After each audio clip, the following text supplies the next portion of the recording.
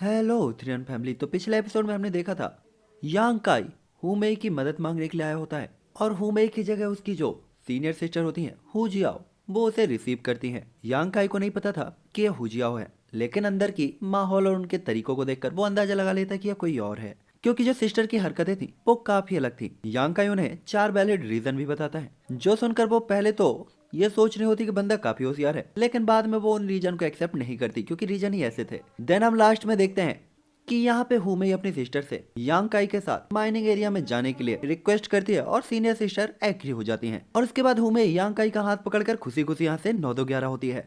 यहाँ पे इस एपिसोड में हम देखते हैं कि यांग काई को काफी गिल्ट फील हो रहा था कि उसने हुमेई के साथ क्या क्या किया और कैसे उसके साथ बिहेव किया था। तो यांग काई उससे माफी मांगता है।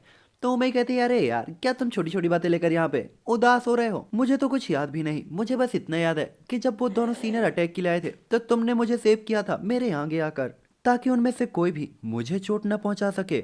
जो सुनकर तो एक बार को यांग काई थोड़ा सा एम्बेरस होता है और तुरंत ही कहता है, वो मैंने ये सब कब किया, मुझे ये याद क्यों नहीं है? जो सुनकर उमेई कहती है, क्योंकि तुमने कहा था कि ये बस अचानक हो गया तो हो सकता है कि तुम्हें याद ना हो। साथ ही उमेई यहाँ पे यांग काई से कहती है कि तुम ही वो इकलौते पर्सन हो जिसने मुझे सच में प्रोटेक्ट करने के लिए अपना हाथ बढ़ाया था, वरना लोगों को तुम मुझसे कभी ना कभी कुछ ना कुछ सिर्फ चाहिए था। ये सुनकर यांग काई थोड़ा सा उदास होता है, लेकिन उमेई तुरंत ही कहती है, अरे अरे अरे अरे बच्चों, मैं इतनी भी उदास नहीं हूँ, और वैसे भी वो दो बेवकूफ़ों के लिए मैं इतना ज़्यादा अपना टाइम बर्बाद क्यों ही करूंगी। जो देखकर यांग काई तुरंत ही मैर सोते हुए कहता है, वो मुझे ज़्यादा लड़कियों से बात करने का तरीका नहीं पता, वैसे भी मैं लड़कियों से थोड़ा दूर ही रहता हूँ। जो देखकर उमेई तुरंत ही आगे आते हुए कहती है, ऐसा है क्या? जिस पे कायांग तुरंत ही कहता है, हाँ पिछले 2 दिनों से तो तुम ही दो सिस्टर्स हो जो मुझे छेड़े जा रही हो। जो सुनकर तो हूँ मैं हैरान होते हुए कहती है कि मैं तुम्हें परेशान कर रही हूँ। यहाँ पे तो हूँ ने सीधा मुक्का बांध लिया था कि मैं मुंह तोड़ दूंगी तुम्हारा। दूसरी तरफ यांग का यहाँ पे पूछता है हुमेई से कि क्या ऐसा सच है कि तुम्हारी सिस्टर ट्रू एलिमेंट लेवल पर हैं? जिस पे हुमेई तुरंत ही कहती है, हाँ मेरी सिस्टर ट्रू एलिमेंट लेवल पर हैं, तुमसे पूरे पूरे 4 लेवल आगे। जो सुनकर तो यांग काई के घोड़े उड़ गए होते हैं कि मैं उनके सामने इतनी बड़ी बड़ी बातें कर रहा था। तभी हम देखते हैं कि हुमेई यांग काई से चीप होते हुए कहती है, वो तुमने उस दिन कहा था मैं सीनियर सिस्टर से ज्यादा परफेक्ट हूँ, क्या वो सच था? जो देखकर तो यांग काई तुरंत ही पीछे भागते हुए कहता है, वो सच था, लेकिन अभी हमें जल्दी करना चाहिए वरना हम यहाँ से लेट हो जाएंगे। तभी हुमेई कहती है, ये इतना भी दूर नहीं, हम बहुत जल्दी पहुंच जाएंगे, आखिरकार हमें ब्लैक विंड फॉरेस्ट ही तो जाना है। साथ ही रास्ते में हुमेई ने माइनिंग एरिया की तरफ बताया था कि इससे हमें काफी प्रॉफिट होता है। साथ ही हमें वहाँ पे यांग एनर्जी स्टोन के अलावा इन एनर्जी स्टोन भी मिलते हैं। साथ ही ये जो प्लेस था ये हमारे एंसेस्टर्स को लकीली मिला था जब वो इस जगह पर ढूंढा ढाड़ी कर रहे थे ट्रेजर्स की तलाश में। स्टार्टिंग में तो हमें ऊपर कुछ भी नहीं मिला, लेकिन जमीन के जैसे ही हम डीप जाते गए तो हमें वहाँ पे काफी सारे स्टोन मिले, जिससे हमारा ब्लडी बैटल गैंग काफी प्रॉफिट अर्न कर लेता है। जो सुनकर तो अपना यांग काई भी काफी खुश होता है, तुम तो काफी लकी हो। यहाँ पे हम देखते हैं कि हुमेई थोड़ा सा उदास हो जाती है और वो बताती है कि उसके क्लेन में उसकी इमेज काफी ज्यादा डाउन हो चुकी है, क्योंकि वो अपने क्लेन में लोगों को लाने के लिए उनके साथ थोड़ा चीप होती है, इसीलिए अब वो कुछ टाइम के लिए अंडरग्राउंड होगी और वो यांग काई से नहीं मिल पाएगी। और अगर तुम यहाँ पे थोड़ा देर आगे पीछे आते तो मैं तुम्हें कभी नहीं मिलती, क्योंकि मेरे फादर क्लेन का पूरा वर्णन उठाते हैं, तो मुझे अब उनकी मदद करने के लिए अपने आप को अपनी सिस्टर की तरह बहुत ही स्ट्रॉन्ग करना होगा। तभी यांग काई उससे पूछता है कि आखिरकार ऐसा भी क्या है कि तुम मुझे नहीं मिलती, क्या तुम्हें कोई जरूरी काम है? जिसमें हुमेई बताती है, हाँ मैं अपने कल्टीवेशन के लिए अब किसी सीक्रेट प्लेस पे जा रही हूँ और हो सकता है कि मैं कई साल तक वहाँ से बाहर ना पाऊँ, लेकिन तुम काफी लकी हो। साथ ही ऐसा कहते हो वो यांग काई की तरफ देखती है, लेकिन यांग काई के चेहरे पर तो कोई भी इंप्रेशन का बदलाव नहीं हुआ था। जैसा कि हुमेई ने सोचा था कि शायद यांग काई को थोड़ा बुरा लगेगा, लेकिन यांग काई तो एकदम चिल होते हुए सोच रहा होता है कि यह सही है, तुम्हें भी स्ट्रांग होना चाहिए। जो देखा उमें हूं में सिर हिलाते हुए माइनिंग एरिया की तरफ बढ़ जाती है। तभी इस माइनिंग एरिया को देखकर यांग काई कहता है, ये तो काफी बड़ा है, इसे संभालने में तो काफी मेहनत लगती होगी। जिसमें हुमेई कहती है, नहीं इसे ग्रैंडफादर लॉन्ग संभालते हैं, एल्डर लॉन्ग हाई तियान वो अकेले इस जगह को संभाल लेते हैं और मुझे लगता है कि उनके बाद उनका ग्रैंडसन इस जगह को संभालेगा। और ऐसा कहते हुमेई थोड़ा सा कंफ्यूज हो जाती है। हालांकि यहाँ पे यांग काई पूछता है कि तुम्हें क्या हुआ, लेकिन हुमेई बात को इग्नोर करते हुए कहती है, चलो चलते हैं। हम देखते हैं यहाँ पे यांग काई को अजीब सी एनर्जी महसूस हो रही थी जो बेहद स्ट्रॉन्ग थी, जिसपे हुमेई भी उससे कुछ पूछती है, लेकिन उसी टाइम पे हम देखते हैं कि एल्डर लॉन्ग जाई तियान यहाँ पे आ जाते हैं। जो देखकर हुमेई तुरंत ही उनके पास जाती है और यहाँ पर यांग काई को उनसे इंट्रोड्यूस कराती है कि ये है हमारे एल्डर लॉन्ग जाई तियान, जो हमारे क्लेन के डिप्टी चीफ भी है और ये पूरी इस जगह को संभालते हैं। यांग उन्हें देखने के बाद रिस्पेक्टेडली उन्हें ग्रीट करता है, लेकिन हम देखते हैं कि लॉन्ग जाई तियान यांग काई को पूरी तरीके से इग्नोर कर देते हैं, जैसे कि वास्तव में यह कोई हो ही ना। साथ ही वो हुमेई से तुरंत ही कहते हैं, यंग मिस आपको यहाँ नहीं आना चाहिए, ये काफी खतरनाक प्लेस है, अगर आपके फादर को पता चला तो वो तो मुझे बहुत डांटेंगे। जो देखकर तो हुमेई उन्हें मक्खन लगाते हुए कहती है, एल्डर आप तो कितने पावरफुल हैं, साथ ही आप डिप्टी चीफ हैं, फादर आपको कैसे डांट सकते हैं, और जब तक आप फादर को नहीं बताते कि हम यहाँ पे आए हुए हैं, फादर को कैसे ही पता चलेगा। दूसरी तरफ हमारा जो यांग होता है वो तो खुद को इग्नोर किए जाने पर काफी ज्यादा एम्बैरेस फील कर रहा था, उसे काफी गुस्सा भी आ रहा था, बट फिर भी वो कुछ नहीं कर सकता था। तभी उमेई एल्डर को इंट्रोड्यूस कराते हुए कहती है कि मैं अपने साथ अपने फ्रेंड को लेकर आई हूँ, जैसे यहाँ से कुछ चीजें खरीदनी है, तो ग्रैंडपा क्या आप उसकी मदद कर सकते हो। तभी एल्डर तुरंत ही कहते हैं, इसे देखकर ऐसा नहीं लगता कि ये हमारी गैंग का है, और कपड़े देखकर लगता है ये हेवन पवेलियन का ट्रायल डिसाइबल है। जो देखकर यांग काई भी इसे एक्सेप्ट करते हुए अपना इंट्रोडक्शन उन्हें देता है। जो सुनकर तो यहाँ पे ग्रैंडपा इस्तेमाल करते हुए कहते हैं, फिर तो तू आज पिटेगा बच्चे, मन में कहते हैं। वो यहाँ पे हुमेई को अपने से दूर करते हुए कहते हैं, मिस ये माइनिंग एरिया हमारा सीक्रेट प्लेस है, इसीलिए मुझे माफ करिएगा कि मैं थोड़ा सा रूड हूँ, लेकिन आप नहीं जानती कि यहाँ पे किस किस टाइप की साजिशें होती हैं और किस किस टाइप की स्ट्रेटजीज बनाकर लोग यहाँ पर आते हैं ताकि वो इस जगह के बारे में जान सकें। साथ ही साथ हमारी जो गैंग है उसके लिए ये माइनिंग एरिया बेहद कीमती है, क्योंकि हम यहाँ से बहुत प्रॉफिट कमाते हैं और सभी लोग जानना चाहते हैं आखिरकार इसका सीक्रेट क्या है, इसीलिए हमें अलर्ट रहने की जरूरत होती है। साथ ही क्योंकि यहाँ का इंचार्ज मैं हूँ, इसीलिए मैं ये देखूंगा कौन सही है और कौन नहीं, क्योंकि ये लड़का आउटर प्लेस से है, मुझे नहीं लगता कि इसके इरादे सही हैं। दूसरी यांग काई भी समझ गया था कि एक खूसर बुढ़ा उसे फंसाने के लिए सिर्फ ये स्ट्रेटजी बना रहा है। यहाँ पे हुमेई तो यही दे देकर परेशान थी, यानी एक्सप्लेनेशन कि यांग काई काफी अच्छा लड़का है, वो बाकी लड़कों जैसा नहीं है, वो तो बस यहाँ पर कुछ ट्रेजर खरीदने के लिए आया है, तो ग्रैंडपा आपको उसकी मदद करनी चाहिए। जो देखकर तो ग्रैंडपा तुरंत ही कहते हैं, अगर उसे कुछ चीजें ही लेनी थी तो वो तो ब्लैक बिन मार्केट से भी ले सकता था, इसके लिए माइनिंग एरिया में आने की क्या जरूरत थी। मिस इसके इरादे बिल्कुल भी ठीक नहीं है।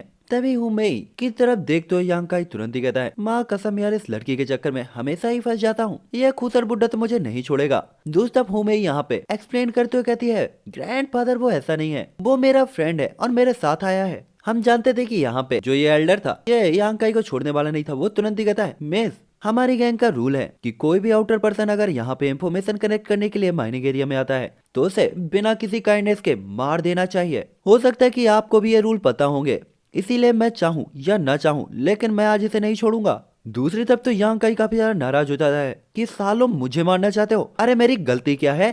उसे पता था कि अब यहाँ से बचने का तो कोई रास्ता नहीं, अगर उसे बचना है तो फाइट बैक करनी ही पड़ेगी। इसीलिए यांग काई अपनी कुई को एक्टिवेट करते हुए फाइटिंग मोड पे आ जाता है कि आजा लड़ लेते हैं। दूसरी तरफ हम देखते हैं एल्डर लॉन्ग जाइतियन तुरंत ही कहते हैं, बॉडी टेम्परिंग लेवल पे होने के बाद भी तुम्हारी हिम्मत कैसे हुई बच्चे, मेरे सामने अपनी पावर को अनलेस करने की, चूहा अब शेर से लड़ेगा।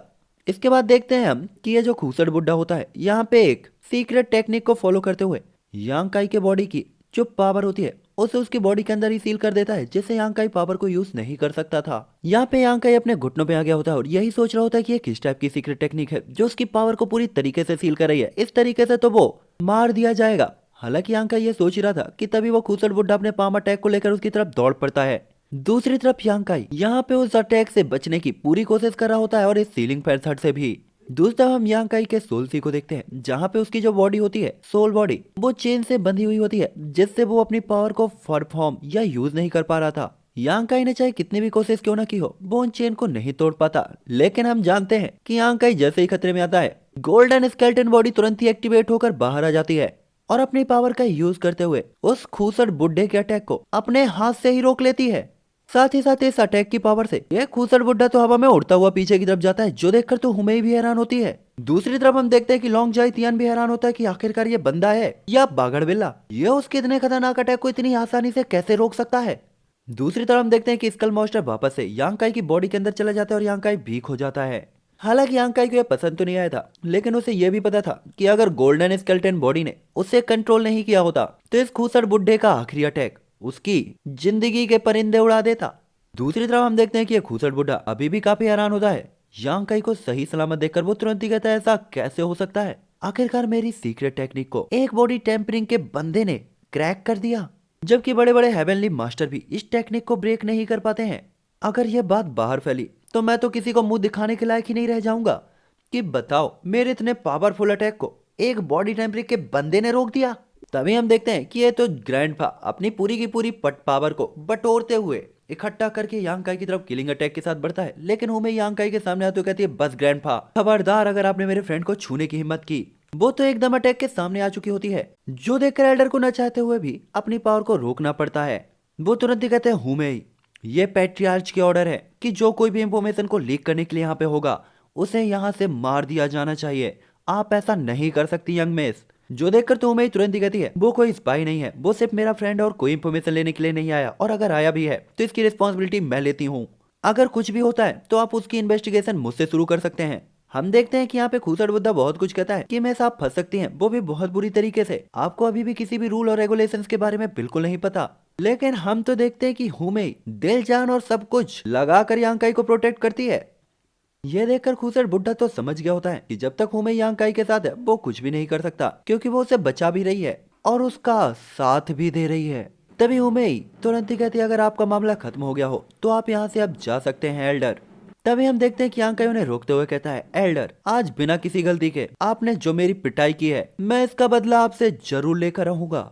मैं ये बात भूलूंगा नहीं। 5 साल बाद ये रिवेंज जरूर लिया जाएगा। मैं उम्मीद करता हूँ तब तक आप बिल्कुल भी नहीं मरेंगे और मेरा वेट करेंगे। आखिरकार आप ही तो फाइट करना चाहते हैं ना। जो देखकर लॉन्ग जाइतियन तुरंत ही कहता, मैं तो जिंदा रहूंगा लेकिन तुम जिंदा रहना बच्चे। और इतना कहने के बाद वो यहाँ से चले गए होते हैं। दूसरे भी यांकाई को काफी गुस्सा आ रहा होता है, लेकिन वो खुद को कंट्रोल करता है। दूसरी तरफ हम देखते हैं कि हुमेई एम्बेरस होकर यांकाई से माफी मांगती है, क्योंकि उसे नहीं पता था कि ऐसा कुछ होगा। तभी यांकाई उसे कंफर्ट फील कराते हुए कहता है, यहाँ आने की जिद मेरी थी, इसमें तुम्हारी कोई भी गलती नहीं। लेकिन यहाँ पे यांकाई को पता था कि अगर वो गोल्डन मुस्तंडा नहीं होता तो उसकी तो लंका लग चुकी होती, इसीलिए आज की जान बचाने का क्रेडिट उसे ही जाता है। दोस्तों हुमेई तुरंत ही कहती है, मैं ग्रैंडफा के अगेंस्ट नहीं जा सकती, इसीलिए मैं वो सीट लेकर आती हूँ। दूसरी तरफ यहाँ पे वो बुढ़ा और उसका पोता दोनों ही हुमेई और यांकाई पे नजर रखे हुए थे। यहाँ पे ये पोता लॉन्ग हुई तुरंत ही कहता है, आपने उसे मारा क्यों नहीं। जो देखकर लॉन्ग चाहिए तुरंत ही कहता है, मैं उसे मार तो देता, लेकिन क्या तुमने देखा नहीं हुमेई उसे बचा रही थी। मैं हुमेई के खिलाफ नहीं जा सकता और मैं उसे बिल्कुल नाराज नहीं कर सकता। साथ ही वो इसे डांटते हुए कहता है कि तुम्हें अपने सीनियर ब्रदर से सीखना चाहिए कि लड़कियों को कैसे कंट्रोल किया जाता है और उनसे कैसे बिहेव किया जाता है। मैं हुमेई को पसंद करने वाले लड़कों को मार तो सकता हूँ, लेकिन मैं उसे बांधकर तुम्हारे बिस्तर पे नहीं ला सकता। और तुम्हें पता है कि हुमैन की केवल 2 ही लड़कियां हैं, यानी उसका कोई सक्सेसर नहीं। और अगर तुम दोनों भाई उन दोनों बहनों को फंसा लेते हो तो फिर ये ब्लडी बैटल गैंग हमारी होगी, और इसके बाद इस ब्लडी बैटल गैंग का नेम होगा लॉन्ग, जो इसे कंट्रोल करेगा। इसलिए जितना जल्दी हो सके उसे अपने पास ले आओ और अपने प्यार में फंसाओ। जो देखा ये लौंडा तुरंत ही कहता, कोई बात नहीं ग्रैंडफादर, हुमेई तो मेरी ही है, आज नहीं तो कल, बस आप मुझे ये बताइए कि इस लौंडे का क्या करना है।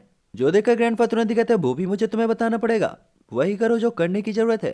दोस्तों अब यहाँ पे आता है सीन हुमेई और यांकाई का, जहाँ हुमेई दौड़ते हुए और हाँपते हुए यांकाई के पास आ जाती है और वो अपने साथ लेकर आए हुए सीड यांकाई को सौंप देती है, जिसपे यांकाई उसे थैंक यू कहता है। साथ ही उसे काफी बुरा भी लग रहा था कि हुमेई ने इतना कुछ बर्दाश्त किया केवल उसके कारण।